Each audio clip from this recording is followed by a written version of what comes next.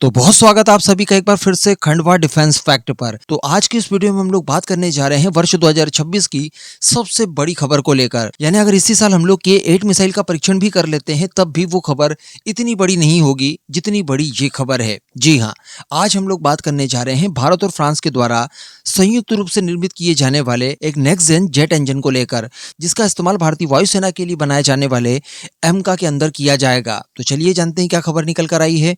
आप बस इसी तरह की वीडियोस के लिए चैनल को सब्सक्राइब जरूर कर दीजिएगा और अगर आप RTI का इस्तेमाल करते हैं तो वहां पर हमारा ग्रुप खंडवा वाला जरूर ज्वाइन कीजिएगा। सिंपली सर्च कीजिए खंडवा वाला या फिर लिंक भी आपको डिस्क्रिप्शन में मिल जाएगी। तो देखिए, स्पष्ट रूप से बताया जा रहा है कि भारत साफरान के बीच में इंजन को लेकर जो डील होने जा रही है, इसके लिए जो अंतिम CCS की मंजूरी चाहिए उसके एकदम करीब पहुंच चुके हैं हम। यानी कैबिनेट कमेटी ऑन सिक्योरिटी, जिसको लीड करते हैं प्राइम मिनिस्टर मोदी, वो कभी भी या कहें बहुत जल्द इस प्रोजेक्ट को मंजूरी दे सकते हैं। और हम सभी जानते हैं कि कुछ ही सप्ताह में French president Emmanuel Macron Bharat के विजिट पर आ रहे हैं और इस दौरान बताया जा रहा है कि इस डील को साइन किया जा सकता है, जिसके तहत 110 से लेकर 120 किलो न्यूटन थ्रस्ट वाला एक नेक्स्ट जेन टर्बोफैन इंजन संयुक्त रूप से तैयार किया जाएगा। लगभग $7 बिलियन इस पर अनुमानित इन्वेस्टमेंट किया जाएगा। फ्रांस की साफरान और भारत की DRDO की GTRE इसमें प्रमुखता से भाग लेगी। स्ट्रैटेजिक पार्टनरशिप के सिद्धांत पर इस डील को किया जाएगा आगे, जिसके तहत इसका संपूर्ण काम भारत के अंदर ही किया जाना है। इसमें इसकी 100% टेक्नोलॉजी ट्रांसफर और साथ ही IPR भारत को मिलेगा। तो ये डील तो प्रस्तावित थी, इसको लेकर फ्रेमवर्क भी पूरा कर लिया गया था, लेकिन हम सभी जानते हैं कि CCS की मंजूरी से पहले इस तरह के प्रोजेक्ट शुरू नहीं किए जा सकते। तो उसी की मंजूरी बताया जा रहा है कि जल्द मिल सकती है। लेकिन यहाँ पर सोचने वाली बात यह है कि ये मंजूरी भला अभी ही क्यों? क्योंकि हम सभी जानते हैं कि आज से कुछ ही दिनों पहले हम लोगों ने रफाल डील को लेकर चर्चा की थी कि फ्रांस से MRFA के तहत 114 फाइटर जेट खरीदे जाए, रफाल जेट। इसके लिए डिफेंस प्रोक्योरमेंट बोर्ड द्वारा मंजूरी दे दी गई है। कहने का मतलब हम लोगों ने पहले रफाल डील को कंफर्म किया, उसके बाद इस डील के बारे में चर्चा कर रहे हैं कि इसको अनुमति दी जा सकती है जल्द से जल्द CCS के द्वारा। यानी कहीं ना कहीं हमें एक लिंक देखने के लिए मिल रहा है रफाल डील का और साथ ही एमका के लिए बनाए जाने वाले इंजन की डील का। इन शॉर्ट हम लोग इस बात को अज्यूम कर सकते हैं कि फ्रांस के द्वारा इस बात की शर्त पहले रखी गई होगी कि आप जब तक बड़ी मात्रा में हमसे रफाल जेट नहीं खरीदेंगे, इस डील को संभवतः हम लोग ना कर पाए। लेकिन अगर आप 114 की संख्या में अपनी जरूरत के अनुसार रफाल जेट्स को खरीदते हैं तो उसके बाद इस डील को करना हमारे लिए उपयुक्त होगा और संभवतः ऐसा ही कुछ हुआ होगा। आपको अपना गोल पूरा कराने के लिए कुछ छोटे मोटे सेक्रीफाइस यहाँ पर करने पड़ते हैं, उसी का रूप यहाँ पर देखने के लिए हमें मिल रहा है। ऑब्वियसली फ्रांस के पास ये जो टेक्नोलॉजी आई है जिसके तहत वो किसी भी प्रकार का जेट इंजन तैयार कर सकते हैं गारंटी के साथ, इसके लिए उन्होंने दशकों मेहनत की होगी, बिलियंस ऑफ डॉलर्स इसके लिए इन्वेस्ट किए होंगे, रात दिन एक किया होगा। इतनी मेहनत से जो टेक्नोलॉजी इन्होंने अर्जित की उसे ऐसे ही 6-7 बिलियन डॉलर्स के लिए किसी अन्य देश को ये लोग नहीं बेच सकते।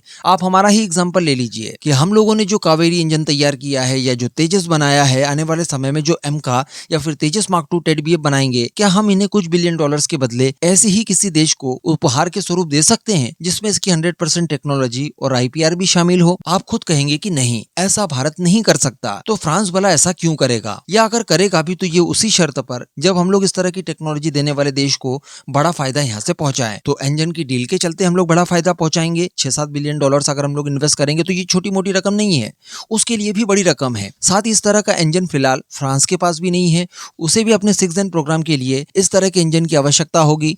तो उसकी रिसर्च एंड डेवलपमेंट का काम भी भारत के इसी इंजन प्रोग्राम के तहत पूरा हो जाएगा, वो भी इस इंजन का इस्तेमाल कर पाएगा। साथ ही इसकी शुरुआती मैन्युफैक्चरिंग के लिए कई सारी चीजें हमें फ्रांस से इंपोर्ट करनी पड़ेगी, इसमें भी उसे फायदा होगा। और इसी के चलते हम लोग 114 रफाल अगर फ्रांस से खरीदेंगे तो उसके पीछे भी फ्रांस को होगा फायदा। तो इन सारे फायदों को देखते हुए वो हमें इंजन की टेक्नोलॉजी और IPR देने के लिए संभवतः तैयार हुआ होगा। और हमारी अगर बात की जाए तो ये जेट इंजन जिस दिन हमारे पास आ गया तो आप उस दिन ऐसा कह सकते हैं कि आने वाले समय में ये जो 114 रफाल की डील हम लोग करेंगे, ये हमारे लिए फाइटर जेट के क्षेत्र में अंतिम डील होगी, क्योंकि इसके बाद किसी भी प्रकार का कोई फाइटर जेट हमें खरीदने की आवश्यकता होगी ही नहीं। हमारी वायुसेना को जिस प्रकार का फाइटर जेट चाहिए होगा, जिस टाइमलाइन के अनुसार चाहिए होगा, जिन क्षमताओं के अनुसार चाहिए होगा, वो हम घर पर ही उसे बनाकर प्रोवाइड करा सकते हैं।